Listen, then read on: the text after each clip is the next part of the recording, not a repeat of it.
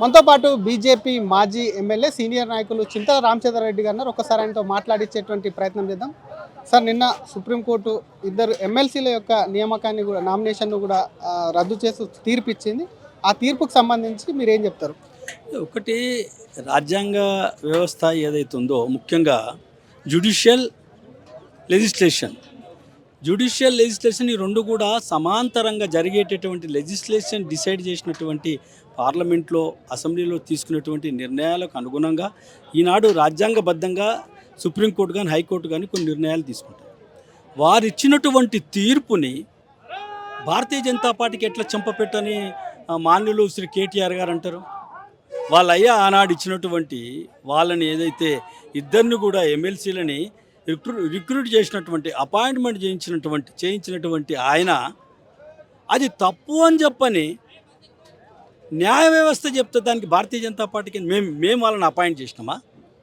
మేము మరి భారతీయ జనతా పార్టీ ప్రభుత్వం ఇక్కడ లేకపోతే నరేంద్ర మోదీ గారు ప్రభుత్వం, కేంద్ర ప్రభుత్వం వాళ్ళని ఏమైనా అపాయింట్ చేసిందా? ఎందుకింత దిగజారుడు రాజకీయాలు మాట్లాడడం, ప్రతి చిన్నదానికి భూతత్వంలో పెట్టి భారతీయ జనతా పార్టీ నరేంద్ర మోదీ అని చెప్పని మాట్లాడుతున్నటువంటి కేటీఆర్ గారు తను 10 సంవత్సరాలు మంత్రిగా ఉండి 10 సంవత్సరాలు ఈ తెలంగాణ రాష్ట్రాన్ని బంగారు తెలంగాణ చేస్తానన్నటువంటి కేసీఆర్ ప్రభుత్వంలో మంత్రిగా ఉన్నటువంటి వ్యక్తి ఈనాడు విర్రవీగి మాట్లాడడం ఎంతవరకు సమంజసం? ఇది అర్థం చేసుకోవాలి. సమాజం అంతా కూడా, ప్రజలందరూ కూడా దీన్ని గమనిస్తున్నారు. మాకు సంబంధం లేనటువంటి విషయం. రాజ్యాంగ వ్యవస్థల్ని నాశనం చేయడం కాకుండా అంటే గవర్నర్ వ్యవస్థని పూర్తిగా రాజ్యాంగంలో ఉన్నటువంటి గవర్నర్ వ్యవస్థని నాశనం చేస్తున్నారు. గవర్నర్కు అటు ముఖ్యమంత్రులకు కూడా కొంత మెలికలు పెడుతున్నారు. కాబట్టి గవర్నర్ అప్పరాన్ని సాధించి అది బీజేపీ ప్రోద్బలంతోనే జరుగుతుంది అనేది కూడా వాళ్ళ మెయిన్ వాదన. ఒకటి, కాంగ్రెస్ ప్రభుత్వము, ఇందిరాగాంధీ గారు కానీ మిగతా ఎంతమంది అయితే ప్రధానమంత్రులు కాంగ్రెస్ తరఫు నుంచి ఉన్నటువంటి వ్యక్తులు ఈ దేశంలో ఉన్నటువంటి ఎన్ని రాష్ట్రాలని కూలదోసి ప్రెసిడెంట్ రూల్ పెట్టినటువంటి, రాష్ట్రపతి పరిపాలన పెట్టినటువంటి ఎన్ని రాష్ట్రాలు ఉండనో ఒక్కసారి గమనించాలి. నరేంద్ర మోదీ గారి ప్రభుత్వం, అటల్ బిహారీ వాజ్పేయి గారి ప్రభుత్వం వచ్చిన తర్వాత ఒక్క మణిపూర్లో జరుగుతున్నటువంటి ఉగ్రవాదుల యొక్క చర్యకు తప్ప ఎక్కడైనా కానీ ఏ ప్రభుత్వానైనా కానీ కూలదోసిందా? ఎందుకు ఇట్లా మాట్లాడతారు? ఆనాడు తలుచుకుంటే కేసీఆర్ ప్రభుత్వం ఉంటుండేనా? మేము చేస్తామా ఆ పని? రాజ్యాంగ విరుద్ధంగా మేము పనిచేస్తామా? ప్రజాస్వామ్యబద్ధంగా ప్రజలు గెలిపించినటువంటి ప్రజలు ఇచ్చినటువంటి మ్యాండేటరీని మేము ఎప్పుడూ కూడా తిరస్కరించామో. మేము ఓడిపోయినా కానీ, మా ప్రభుత్వం లేకున్నా కానీ మేము దాన్ని స్వాగతిస్తాం. కాబట్టి ఇవన్నీ కూడా పనికిరాని మాటలు, రాజకీయ లబ్ధి గురించి ప్రెస్లో మాట్లాడి ఏదో పేరు తెచ్చుకోవాలనేటటువంటి ఆలోచన ఉన్నటువంటి దాన్ని మేము తీవ్రంగా ఖండిస్తున్నాం. ఇలాంటి మాటలు మాట్లాడకూడదు. గవర్నర్ వ్యవస్థ భారతీయ జనతా పార్టీ వచ్చిన తర్వాత గవర్నర్లను అపాయింట్ చేసిందా? గవర్నర్ల వ్యవస్థ ఎప్పటి నుంచి ఉంది?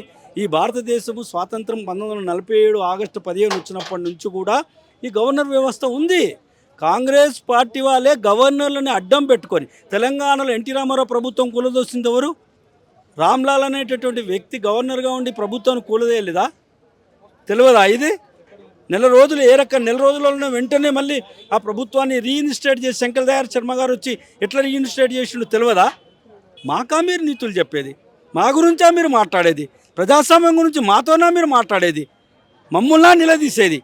ప్రజాస్వామ్యబద్ధంగా మేము ఎక్కడ కూడా ఎప్పుడు కూడా తప్పుడు పనులు చెయ్యము, చేసేటటువంటి దాన్ని ఎంకరేజ్ చేయము. ఉదాహరణకు, ఒక రాజకీయ పార్టీ నుంచి గెలిచినటువంటి వ్యక్తుల్ని మీరు పార్టీలలో కలుపుకొని రాజీనామా చేయకుండా వాళ్ళని దగ్గర పెట్టుకొని పార్టీ ఫిరాయింపుల్ని ఏ రకంగా ప్రోత్సహించారో, అటు టీఆర్ఎస్ కావచ్చు, ఇటు కాంగ్రెస్ కావచ్చు. అదే భారతీయ జనతా పార్టీలో ఎవరైనా కానీ ప్రజాప్రతినిధులు చేరితే ఆ పదవికి రాజీనామా చేసి బీజేపీలో చేరాలని చెప్పి నియమం తీసుకొని మేము చేస్తున్నాం. ఇది మర్చిపోతున్నారా మీరా మాకు నీతులు చెప్పేది? దీన్ని తీవ్రంగా ఖండిస్తున్నాం. ఇది ప్రజలు గమనిస్తున్నారు. ప్రజాక్షేత్రంలో, ప్రజా కోర్టులో తప్పనిసరిగా వాళ్ళకు శిక్ష పడక తప్పదు. ఎమ్మెల్సీల విషయంలో కోర్టు తీర్పు వచ్చింది. ఎమ్మెల్యేలకు సంబంధించి కూడా మీరు ఇందాక మాట్లాడారు కదా, ఆ కోర్టు తీర్పు కూడా ఇదే విధంగా రాబోతుంది అంటూ కొంత చర్చ జరుగుతుంది. ముఖ్యంగా ఖైరతాబాద్కు సంబంధించి ఉప ఎన్నిక కూడా రాబోతుంది. అక్కడ ఉన్నటువంటి సభ్యత్వం, ఆ ఎమ్మెల్యే యొక్క సభ్యత్వం కూడా రద్దు కాబోతుంది. మీరు ఇదే విధమైన తీర్పు వస్తుందని ఆశాభావం వ్యక్తం చేస్తున్నారా మీ కాన్స్టిట్యూన్సీకి సంబంధించి?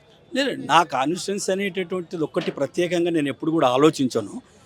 ఒకటి, సుప్రీంకోర్టు ఇచ్చినటువంటి జడ్జిమెంట్ అయితే హైకోర్టు సింగిల్ జడ్జి ఇచ్చినటువంటి దాన్ని సమర్థించినటువంటి దాన్ని ఈనాడు ప్రభుత్వం రాష్ట్ర ప్రభుత్వం గుర్తెరగాలి. ముఖ్యంగా స్పీకర్ గారికి 90 days 3 నెలల సమయం ఇచ్చారు.